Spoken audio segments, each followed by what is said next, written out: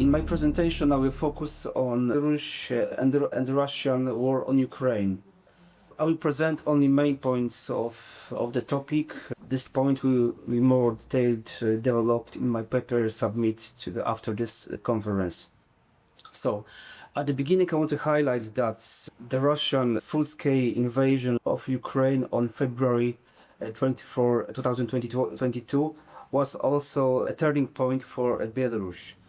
My presentation will show how Belarus went from country that tried to balance between East and West to become close partner of Russia, deeply involved in the war. In fact, the change has started earlier. Despite the presidential election in 2020, the Belarus government violently stopped the protests and started repressions. This made the West impose sanctions, and the regime of Alexander Lukashenko became completely dependent on Russia's support. In the 2022 invasion was the final step that locked Belarus into Russia's sphere of influence. I will focus on three main points: Belarus military support for Russia, the increase of repression inside Belarus, and the economic and social cost of this alliance. Military support a base of war. Belarus is not observer. It is actively helping Russia in war against Ukraine. First of all, Belarus allowed Russian troops to use its territory to attack Ukraine, including the failed advance of Kiev in 2022. Russian missiles are still launching from Belarus. Belarus trained Russian soldiers and repairs Russian military equipment. It also sent large amounts of its own ammunition and weapons to Russia. Nuclear weapons. Russia has placed tactical nuclear weapons in Belarus. The Belarusian government says it's for its own protection, but in reality, it means Belarus has given up its nuclear-free status. The decision to use those weapons will be made in Moscow, not Minsk. We also should highlight that we observed a huge change in official policy of Belarus in the last years. Belarus adopted new military and security documents that name NATO, Poland, and Baltic states the main enemies. The situation from our point of view, Poland point of view, is really dangerous. Internal repression slicing all opposition. To stay in power, the Lukashenko regime has crushed any form of dissident inside the country. To introduce extremist law, the government used the word extremist for everyone who disagrees with the Lukashenko regime. You can be called an extremist for having an opposition social media channel in your mobile phone, or even for having a Polish songbook. This law is used to shut down independent organizations and put people in jail.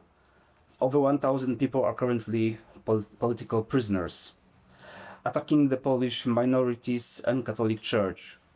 The government systematically targets the Polish minority and the Catholic Church, which is close connected to it. Priests have been expelled, churches have been closed, and Polish language schools are being shut down. Having a Polish card, a document that confirms Polish heritage, is now considered a threat to national security. Propaganda. State media tells people that Belarus is a fortress under siege from the West. They spread false stories, for example, that Poland wants to invade and take over part of Belarus.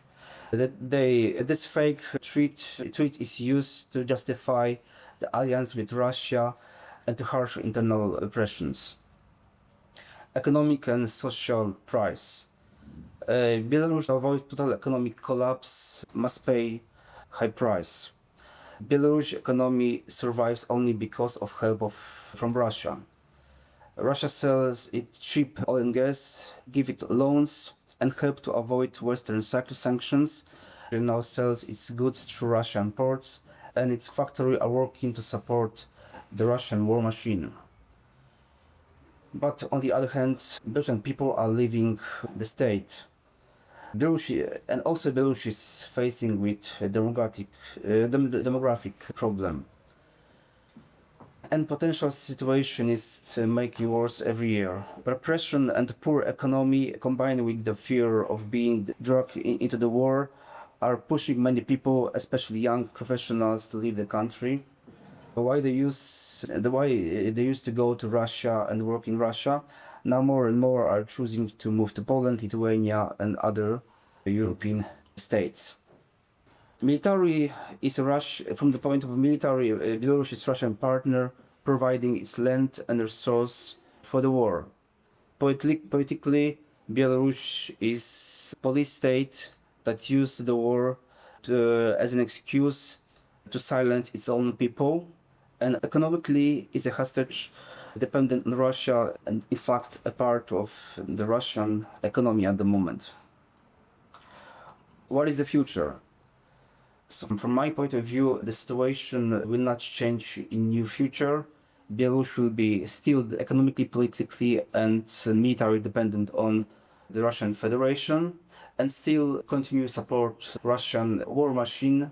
That's why, from our point of view of the European Union, the main goal should be to support sanction against Belarus and introduce new sanction to stop Belarusian regime from involvement in this war of operation against Ukraine. Thank you very much.